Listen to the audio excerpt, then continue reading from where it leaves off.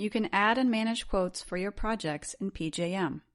Quotes are identified by category, group, and item, and can be entered as a specific type. Let's see how this works in the following demonstration. Click the Start Demo button on this page to watch the demo.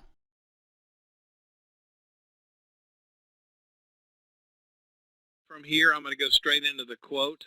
So here's the quote that I created ahead of time, and we'll talk about making some changes to it. So I'm going to edit the quote and open it up.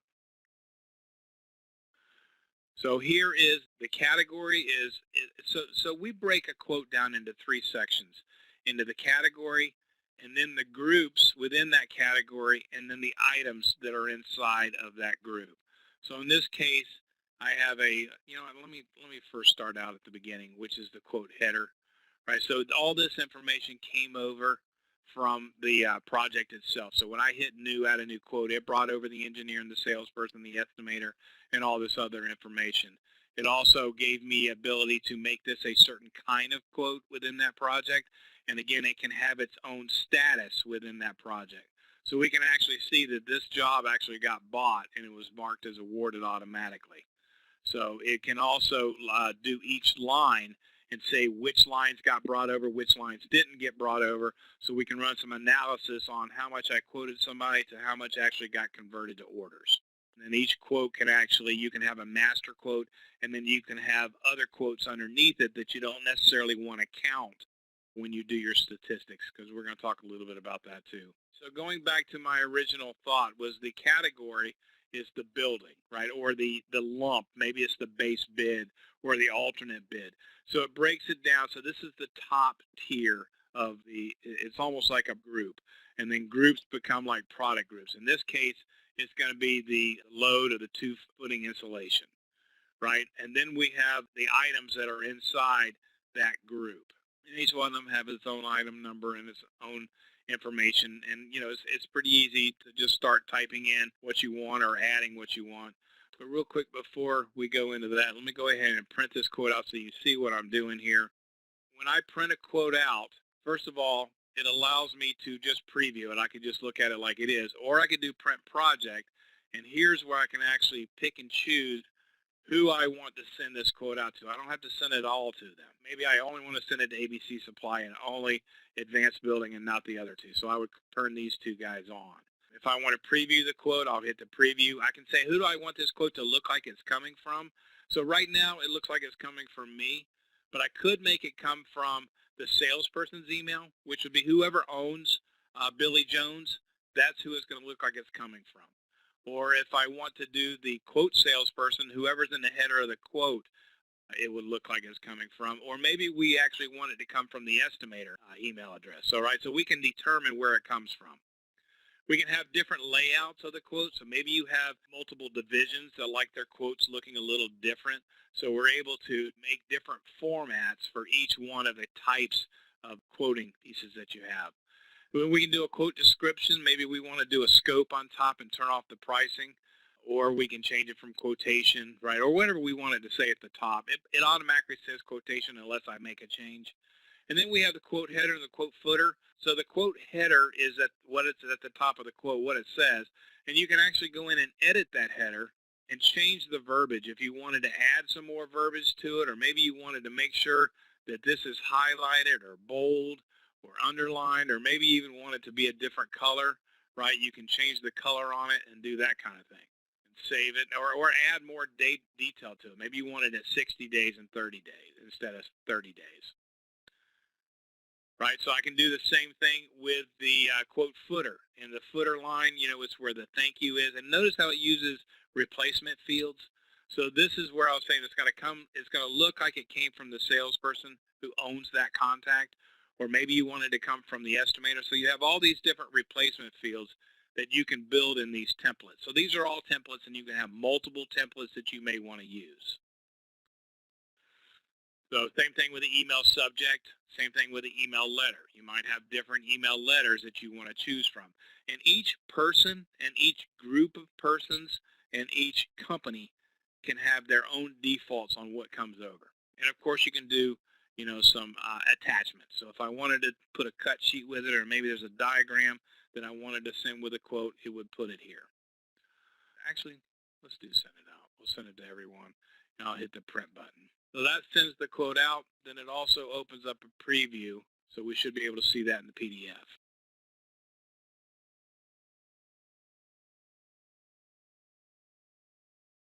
There we go. So there's my quotation.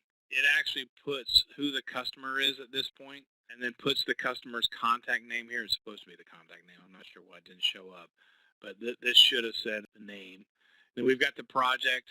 There's the header of the project. Here's the building number 125 with a load 2 footing installation, and you'll notice how I can put item numbers or not put item numbers. I can put pricing or not put pricing.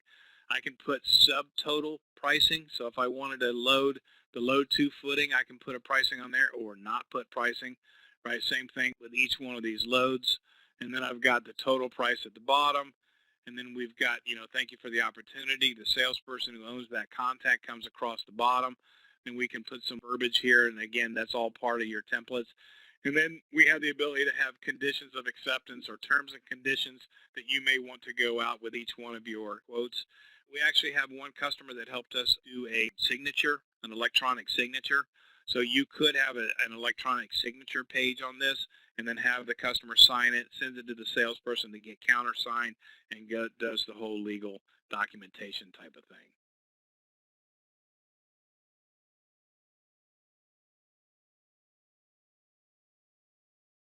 In PJM, you can manage your items on a quote, remove items, add a group, add items one at a time, etc. Let's see how this works in the following demonstration. Click the Start Demo button on this page to watch the demo.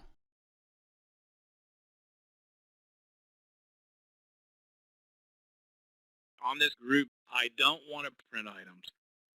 So each one of these groups, I can say, don't print items. Right, so then what it's going to do is it's going to build the quote without the item.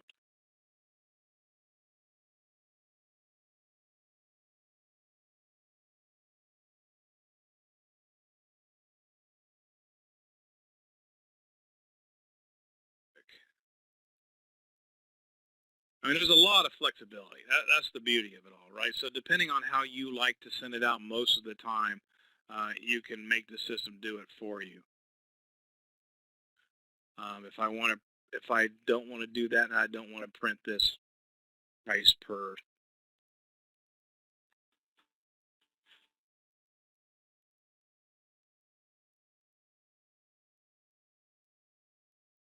Now I'll print it.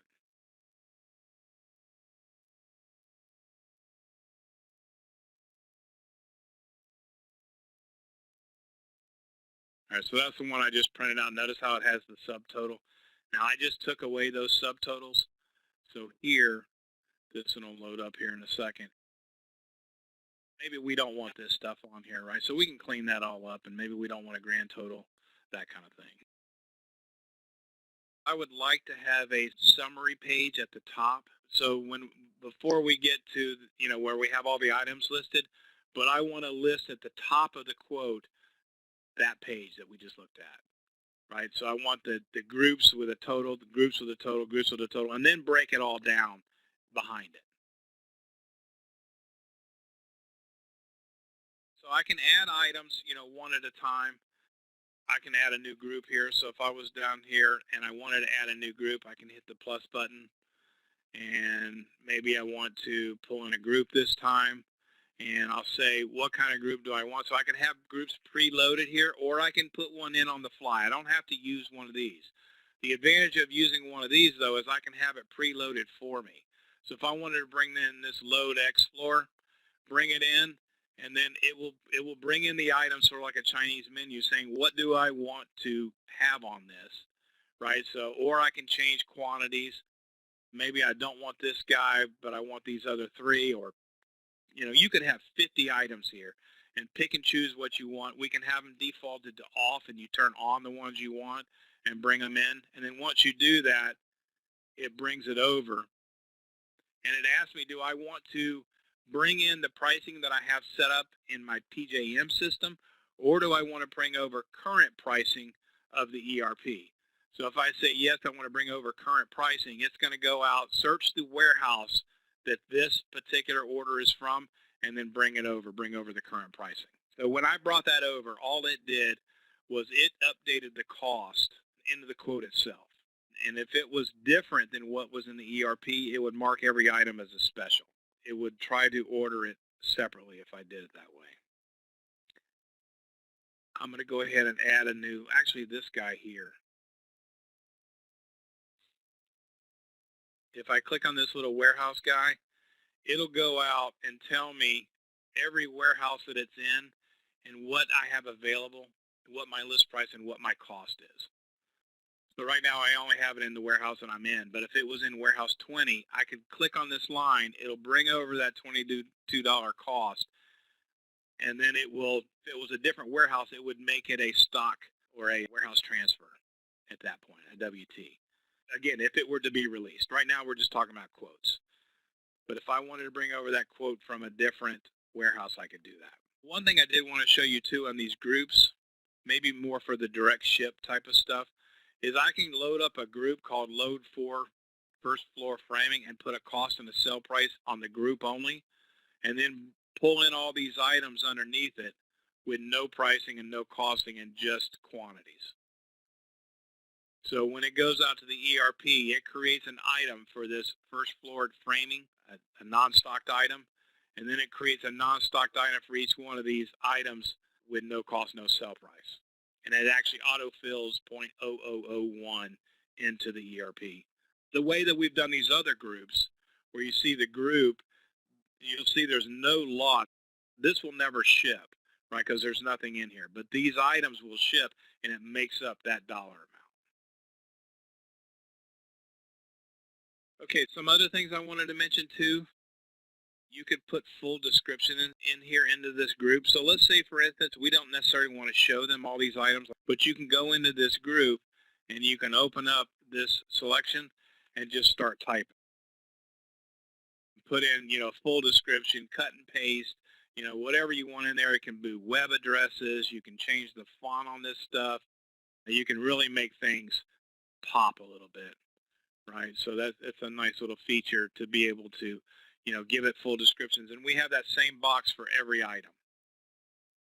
So even though in the ERP you only have the two descriptions, or maybe you use extended description, but in the item setup that lives in PJM, you can actually modify that and add the colors, add the boldness, add whatever you need to it. And it doesn't affect what's in the ERP. Now, if you needed something to be on the ERP side of it, there's a note field where you can actually make a note. So it's either an internal note, or if it's not internal, that'll transfer over. Types can be used for like locations, like a tag number or something like that if you needed to use that. And we can hide fields and move fields around, move things in different order. In fact, if you look at, there's actually a designer tool that allows you to go in, and you can use this by user, by groups of users, or by the entire system, right? So we'll do it by user. And then it opens it up, and then you can move fields around and change them and add things. And maybe you want certain search fields, and that thing can all be done. So there's a lot of flexibility as far as what the layout looks. Okay, so let's so I did want to say, all right, so I send this quote out and it goes out to everyone, right? When I go out of it, there's my quote. You can see that I sent out this quote to Advanced Building on 6/10. That's the quote number went out, and that's who sent it out. So it shows what went out, what didn't go out. If I wanted to go in and let's say ring, ring, ring, the guy from Advanced Building says I need to change something on it. If I open that quote back up again, I can create a revision. And then I can actually go and sweep down on each one of these groups. If I wanted to go to this group and I wanted to make a margin of 35% or 25%, I could sweep down and it'll change all that group to 25% and automatically fix my pricing for me. I can do the same thing at the category level. So I might have my base bid, and then I have an alternate bid that I can go into the category level, and maybe I want to change everything in that base bid to a 22% markup or gross margin. Go down and swing down and fix all my pricing for the job. You get to pick on what you want that margin based on. Right now we're using average cost in my demo, but we can do last cost, we can do replacement cost. You choose what your company wants to use, but it is at the company level.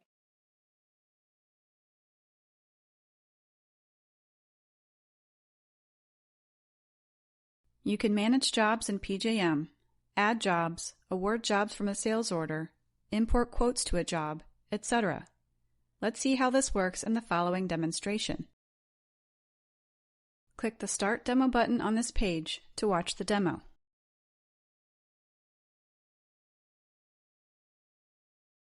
All right, so in this case, if this was a quick onesie-twosie type of quote that I wanted to go out to, I don't necessarily have to create a job.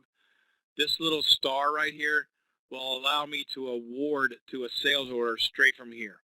Now, once you do that, you lose all the ability of tracking the job and what's been released and what hasn't been shipped. And I mean, you would have to do it through the ERP. But it allows me to just award what I want to, create a ship to for it, skipping the whole job side of it, right? Again, this would be for like an on-the-fly type of thing that's not necessarily a job, but you wanted to get one of these cool quotes out there. Okay, I'm going to go ahead and close this door. And so now you can see that I maintain every quote. So, this guy might have got 0, 0, and this guy got 0, 1, and this guy got 0, 2, right? So I can have multiple quotes. I can have multiple kinds of quotes. So I've got commercial quotes. Maybe you have, phase 1, phase 2, or maybe I've created the job and awarded quote release number 1, but they come back and they want a quote on another floor, right? So I could go and create that third floor quote and then bring that into the job. So I can just keep adding quotes to these jobs as I build. So let's just walk through the process of adding a job. So ring, ring, ring, phone call comes in. ABC Supply has decided they want to buy this job, so I'll click the add button. And the first thing it's going to ask me is who is the customer. So I'll type in ABC, bring them in. Then it's going to ask me who is the project manager for ABC Supply. So I can either pick one of these guys that are already assigned to ABC Supply, or I can add a new one from scratch. But in this case, we know it's Larry Watson. And I can say what kind of job this is, again, for reporting or for sorting out. Maybe I want to see all my plan and specs together. Maybe I want to see all my onesie-twosie ones together, right? So I can decide what kind I'm doing. I'll do a plan and spec. And then it'll bring over the salesperson based on how I have the settings. Right now it's coming in from the salesperson. The warehouse comes in from the quote. If I need to change that, I can. That's the initiating warehouse. That's who's going to get the credit for this job. It also is where the GL posting is going to pull from if you choose. The estimated job cost and estimated job sales will fill in by themselves as we start creating customer purchase order numbers. So I've got a created date, so this is the date that it was booked. The start date is the date where I'm expecting the job to actually start, actually getting teeth and starting to build. You can really use this for whatever you want. Maybe you put estimated start date or whatever you want, right? And this just gives you the ability to put a date in. It doesn't really do anything. It could be used for cash flow. If I know this isn't going to start for 6 months, I can say I want to see all my jobs that are starting past this date or within these date frames. So we'll leave it. The close date, you can also close the job too. At this point, we're not going to close the job because obviously we were building a job. And really all that does by putting a date in here just takes the job off the open job list.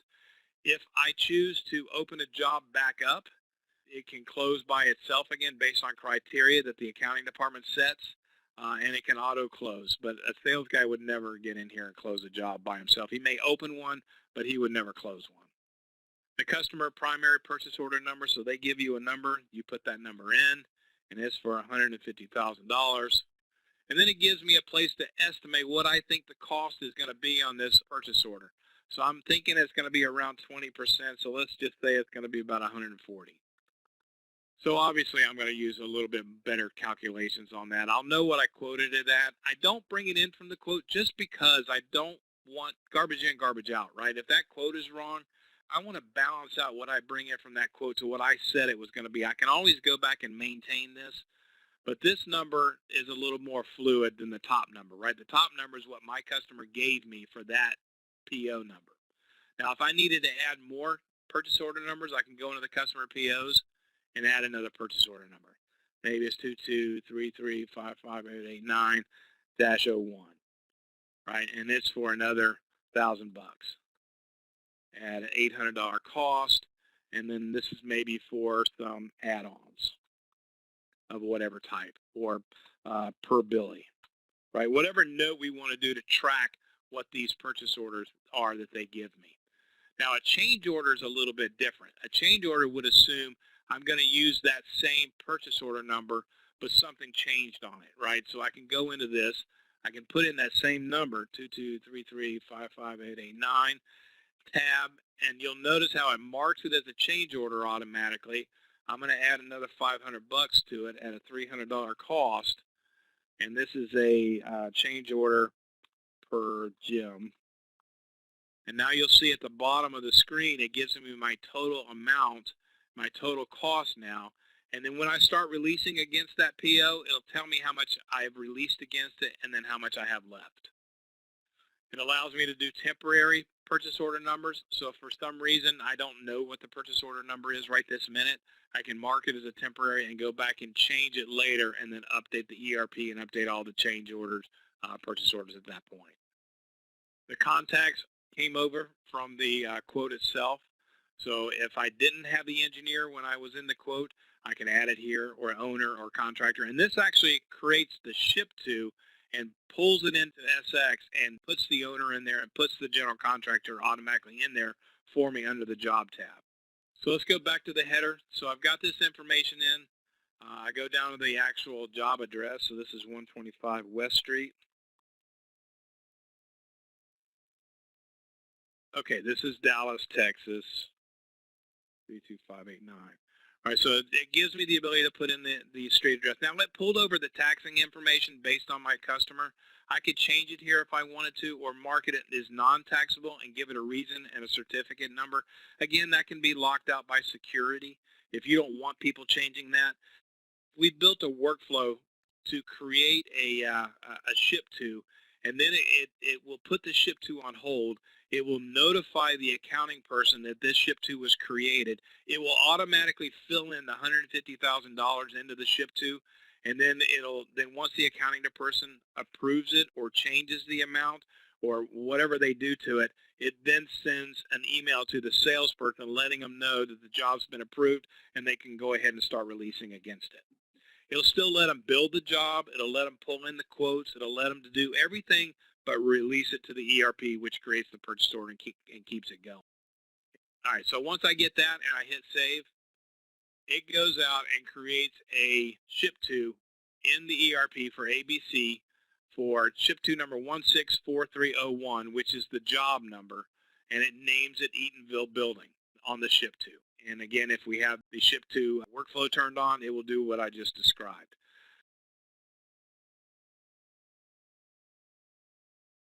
Port in the quote, and I'm going to go to the quote and I'm going to type in 125, and it'll give me all my 125 jobs. Now this one is we're going to go ahead and bring in revision number 1, and it brings in all the lines, and it allows me to pick and choose what I want or don't want. Like if I didn't want this framing, I could turn it off and it'll uncheck all the items that are into it, and it won't come into the quote. Maybe later I win it and I can add it at any time. So I can continue to add lines as I go. So we'll go ahead and import these lines in. Now I could have made changes on those lines if I wanted to, but typically we bring it into the job and then we make the changes that we need to make. So if we need to, adjust some of the pricing or flush down some of the gross margins, we can do that at the job level. So this is my job, right? It basically just took that quote, it brought it in, and decided what I'm going to do with it. So far we haven't released any of it and we haven't billed any of it. But line by line, it'll tell me what we've released, when we released it, how much is remaining to release. then we can actually see, what has actually been invoiced to the customer, what my gross margins are, and what my billed gross margins are.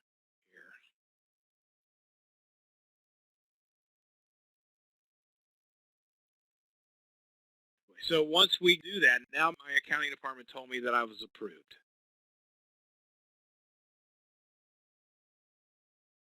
You can also create and manage releases with PJM, enable or disable third-party billing, manage job release pricing records, and split off of lines. Let's see how this works in the following demonstration. Click the Start Demo button on this page to watch the demo.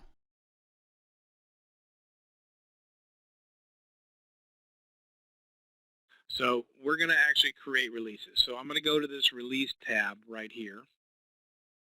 And the release, if you think of a release as just being a sales order, right? So I'm going to create my first release. So releases can be done in phases. It creates a new sales order for each release. Now you may release them all on one. We've given you the flexibility to do either one. So we'll do a new release, and let's just say we're going to release, maybe just to keep it simple, we'll just release this first group. And notice that this should have all been turned on. When I hit that group, these lines should have automatically be checked. So you shouldn't have to do all this. And then uncheck the ones you don't want.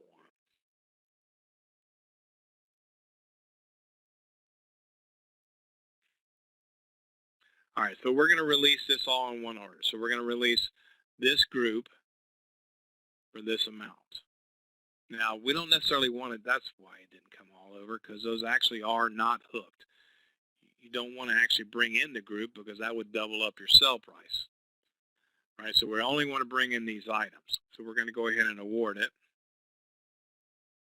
And then it goes through and asks me, where's it shipping to? It's always going to use this ship to number. It knows that it's Eatonville building, but it will allow me to override the street address with whatever ship to I pull in. An actual new ship to, because that's how it manages everything, is by ship to number. So if you needed to create a new ship to for this order, you would have to create a new job, but you can, right? You can have as many jobs as you want within that project. So I can run profitability by just that job, or run by multiple jobs within one project. Or I could physically, type in here what I want.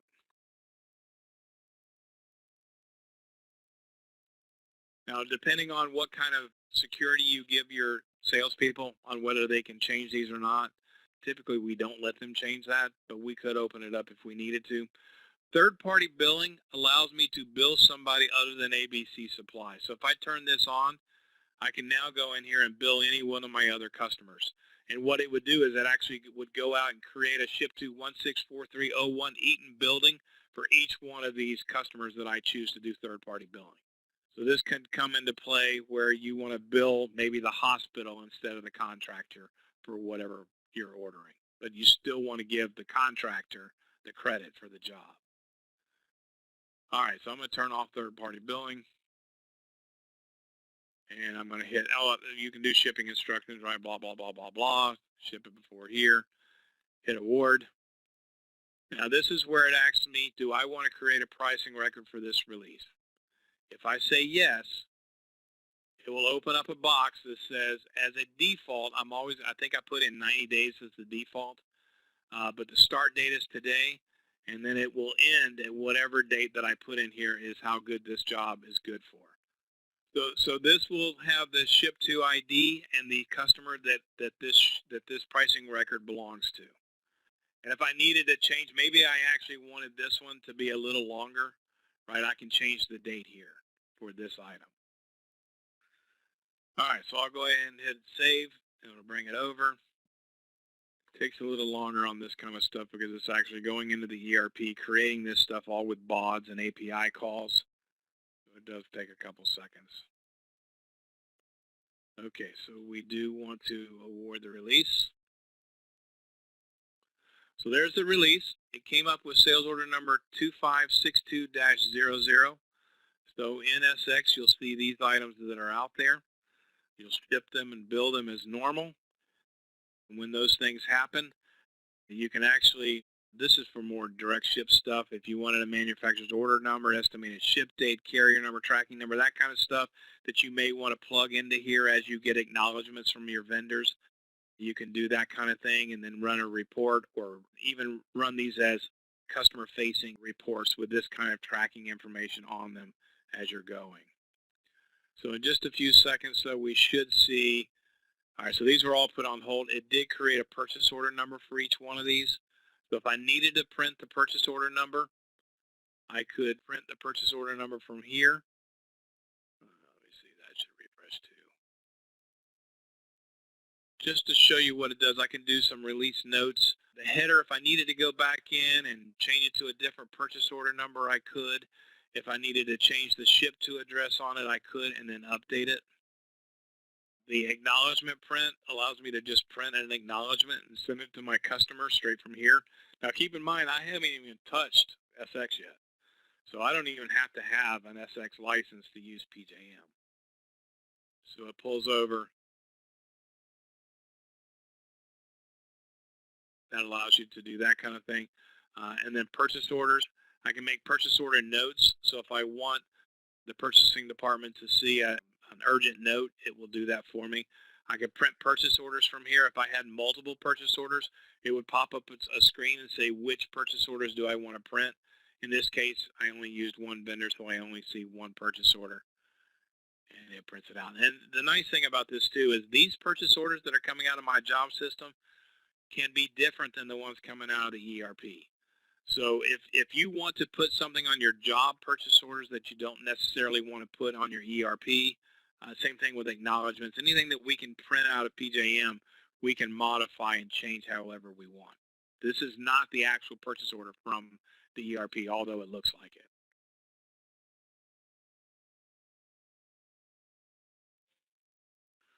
So, once the billing happens, it writes it back to here. You can see that these items are now on a release and how much is on the release.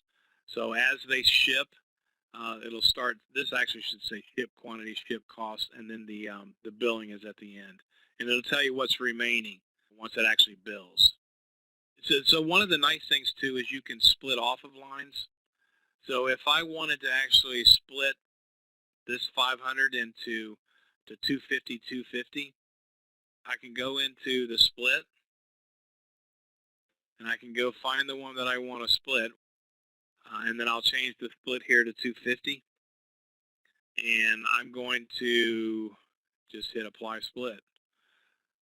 So it will deduct it out of the original 500 and add the 250, right? So it's 250, 250. And then all I have to do from here is hit the sales order update, and it'll update and add that second line and fix the first line. You could actually send it to a new sales order. So if I've got, if we're doing linear feet and I want to split off, 150 linear feet off of that sales order to another sales order, I could do that and then see how much I have left. And it'll just keep deducting off of what I split. So it added to the PO, added to the sales order, and continues to go. So a lot of flexibility.